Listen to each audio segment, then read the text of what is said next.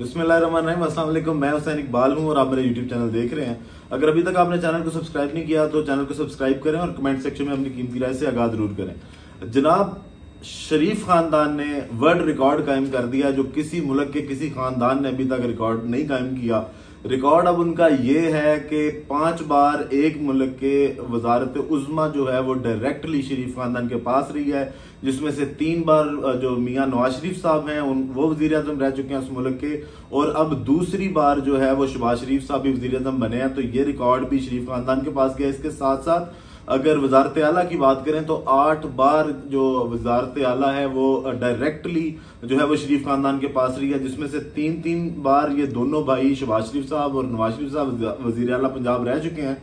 और इस बार मरियम नवाज साहब वजीर आला बन गई हैं, और इससे पहले हमजा शहबाज साहब भी जो है वो वजीर आला रह चुके हैं। तो ये एक अनोखा सा रिकॉर्ड शरीफ खानदान ने कायम किया, और फिर ये कहते हैं हम रूसी सियासत नहीं करते। तो शायद बाकी जो पाकिस्तान मुस्लिम लीग नून के जितने कायद हैं या जितने उनके रहनुमा हैं वो सिर्फ इनकी गुलामी, इनकी नौकरी करने के लिए रह गए। तो ये रिकॉर्ड कायम करने के बाद आज शहबाज शरीफ साहब ने जो है वो हलफ उठा लिया, और जो जैसे आपको कहा था, बताया था कि जनाब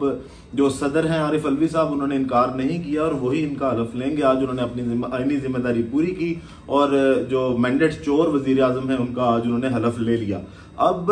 ये जो रिकॉर्ड कायम करते हैं, दूसरी बार वजीर आजम बनते हैं, और 3 बार इनके भाई साहब वजीर आजम रह चुके हैं। तो वो जो तकरीर इन्होंने की थी, वो रोना इन्होंने किसका रोया था कि अगर आपके पास, सिर्फ आपके खानदान के पास, इसमें शायद खकान अब्बासी साहब वाला जो है वो टर्नओवर नहीं है,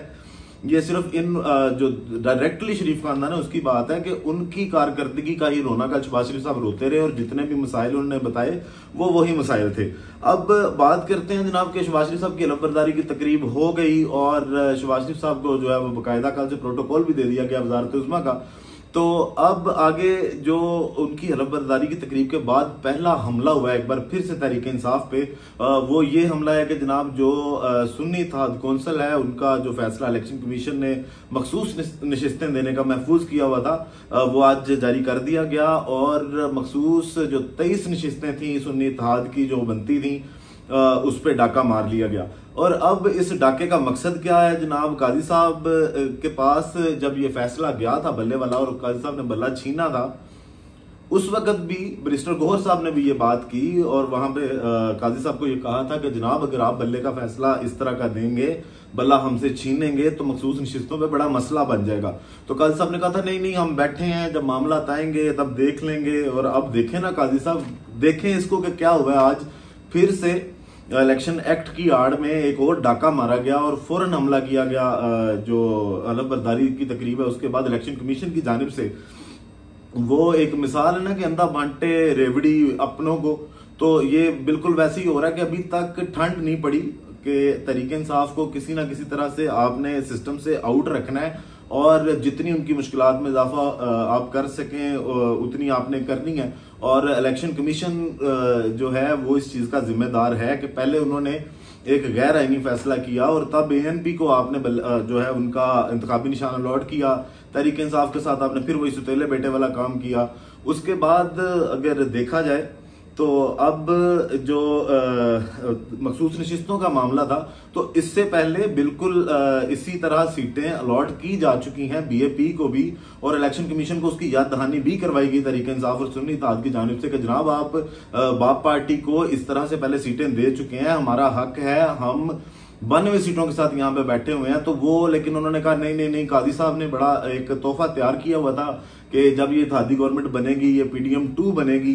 तो उसके बाद जो तोहफा है वो उनकी जानिब से ना दिया जाए, ये कैसे हो सकता है? पहले तोहफे शायद वो उनके इतने पसंद नहीं आए थे नवाज शरीफ साहब को, तो अब ये वाला तोहफा, क्योंकि 2 अक्सरियत नहीं थी, 202 सीटों के साथ ऐवान में बैठी है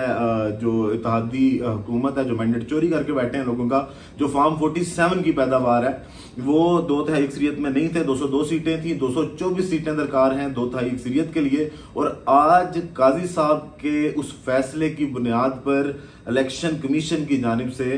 तोहफा वो दे दिया गया है इत्तेहादी हुकूमत को, और 23 सीटें डालकर उनकी 225 सीटें पूरी कर दी गई हैं। और कहा यह गया कि जनाब पहले कोई लिस्ट जारी नहीं की गई थी, और इस तरह के मामला कहीं ना कहीं गलतियां तहरीक इंसाफ से भी हुई हैं। हालांकि वकला की टीम थी, आइन को, कानून को बड़ी अच्छी तरह से जानते हैं, इलेक्शन एक्ट को भी ये जानते थे, तो ये कार्रवाइयां पढ़नी थी, इनको पता होना चाहिए था और तैयारी थोड़ी सी इससे ज्यादा होनी चाहिए थी। तहरीक इंसाफ ने सिर्फ मामला जो है वो इमरान खान की जो मकबूलियत है और जो अवाम में उन्होंने इमरान खान साहब को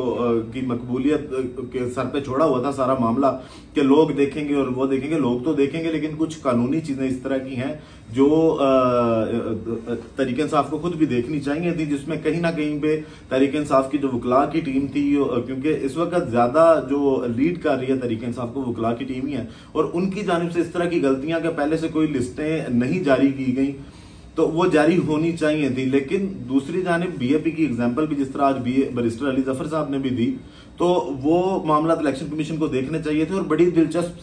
सिचुएशन बनती है। अब एक तो नुकसान क्या होगा इन सीटों के ना मिलने से, एक तो ये होगा कि जो 2/3 की अक्सरियत थी और तहरीक इंसाफ को 2/3 अक्सरियत, इत्तेहादी जमातों को 2/3 अक्सरियत नहीं मिली थी, और बिल पास करवाने के लिए उनको बहुत सी जो चीजें हैं उनसे उन पे मसाइल आने थे, वोट दरकार होते हैं बिल पास करवाने के लिए। लेकिन अगर देखा जाए तो अब ये तोहफा देकर उनकी 2/3 अक्सरियत पूरी कर दी गई, 225 सीटों के साथ ओमान में बैठेंगे। और आज के फैसले में ये कहा गया कि जनाब जो 23 सीटें हैं ये इत्तेहादी जो पार्टियां हैं उनको दे दी जाएंगी, बजाय इसके कि जिन्होंने 92 सीटें ली हैं, जिनको अवाम ने जिता के और सबसे ज्यादा सीटें दे के ईमान में बिठाया, उनसे ये सीटें आज एक बार फिर छीन ली जाएंगी इलेक्शन कमीशन की जानिब से। तो सवाल इलेक्शन कमीशन से ये बनता है कि आपने सिर्फ एक इस बुनियाद पे के जो मामलात हैं इसके इंट्रा पार्टी इंतखाबात के, उसकी बुनियाद पर आपने उनसे छीन लिया इंतखाबी निशान के, जनाब आपने अपने इंतखाबात नहीं करवाए इंट्रा पार्टी, तो आपका काम था साफ और शफाफ इंतखाबात करवाना। तो क्या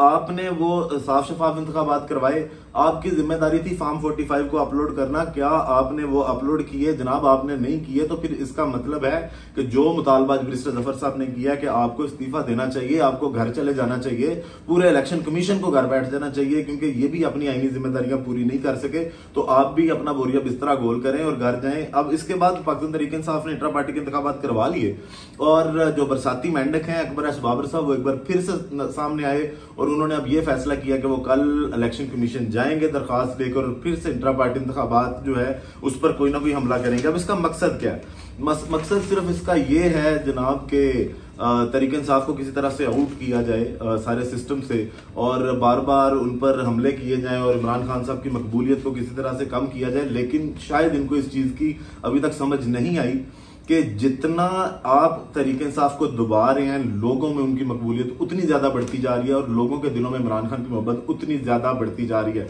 बाकी वीडियो का इख्तिताम करते हैं इस दुआ के साथ कि अल्लाह ताला पाकिस्तान पर अपनी रहमत नाजिल करे। पाकिस्तान जिंदाबाद।